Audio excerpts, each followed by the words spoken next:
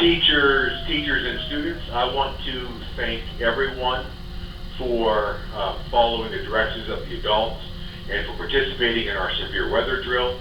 I don't know if you could hear it, but I did listen outside a little bit and I could hear those sirens.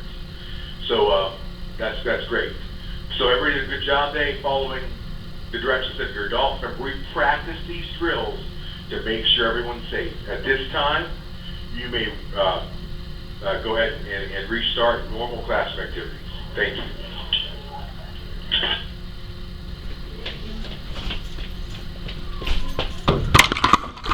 Fire alarm. I'm in school.